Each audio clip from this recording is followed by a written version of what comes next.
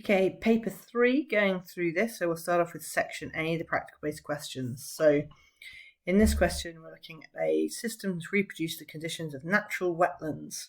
These mesocosms below were used to study nutrient removal from water flowing through. So you need to have a look at the diagram, try and work out what's going on based on both the vertical and the horizontal flow.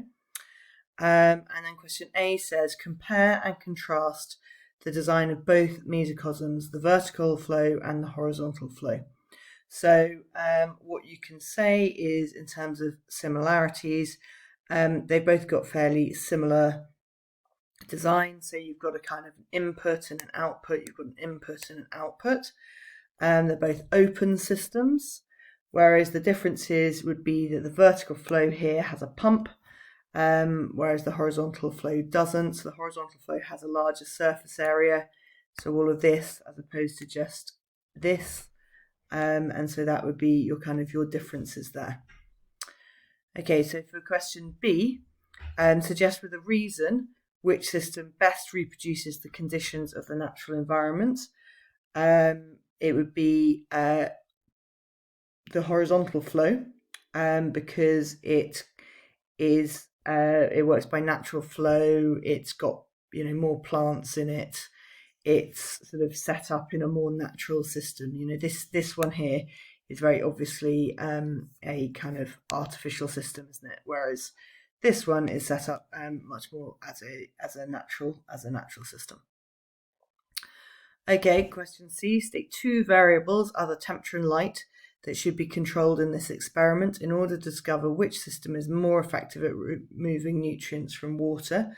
So you could have any from the type or the number of plants, the type of soil or the substrate, the pH level, the initial concentration of the nutrient, the time span of the experiment, the volume of the water or the flow rate of the water. I will admit, I think this was quite a weird question, but anyway, that's not a very helpful observation. Right, question number 2. A student designed an experiment to study transpiration through the leaves of the tomato plant. Measurements were taken in the initial conditions with 5 leaves on the tomato shoot, and then again after each of the 5 leaves was removed. So here at 0, that's with all 5 leaves, that's with 1 leaf removed, so that was with 4 there, 3, 2, 1, and then obviously with no leaves. Okay, so describe the trend in the data. So it's going down. So we can say that there is a negative correlation between the number of leaves removed and the transpiration rate, or as the more leaves are removed, the transpiration rate drops, or some such similar words to that effect. So then transpiration continues after the 5th leaf has been removed.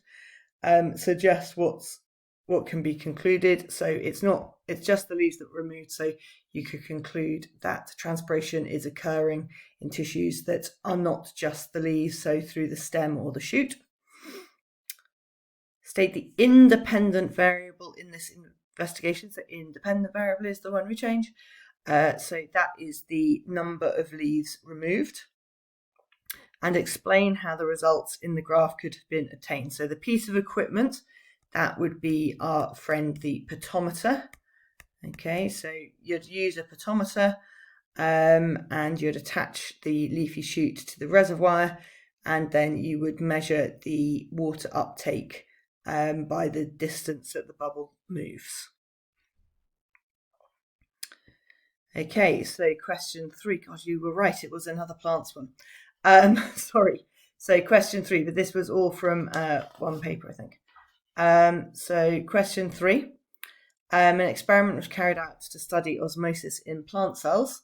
Small cylinders of zucchini or courgette were cut and placed in different sucrose solutions at 25 degrees Celsius. So the figure shows the percentage change in mass after 24 hours. So this is just like the potato experiment that we did, but with courgette instead.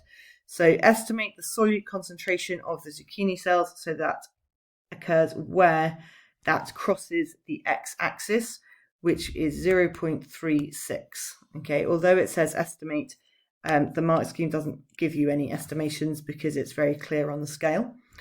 So then if the zucchini is allowed to dry in the open air, predict how the osmolarity of the zucchini cells would change. So the osmolarity will increase because the cells are going to become dehydrated, so more water will want to enter the cells. And then explain one reason for calculating the percentage change in mass. So when you calculate the percentage change in mass, then it takes away the problem of different starting points. So one of the reasons would be that the pieces of tissue will not all be the same mass at the beginning of the experiment, and so this allows us to compare the relative change in mass. So because this is 2 marks, you can't just say that first point. Okay, and then predict what would happen to a red blood cell placed in distilled water. So water would move into the red blood cells, or it would swell, it could burst. Any of those would work. Okay, and that is the end of the practical based questions.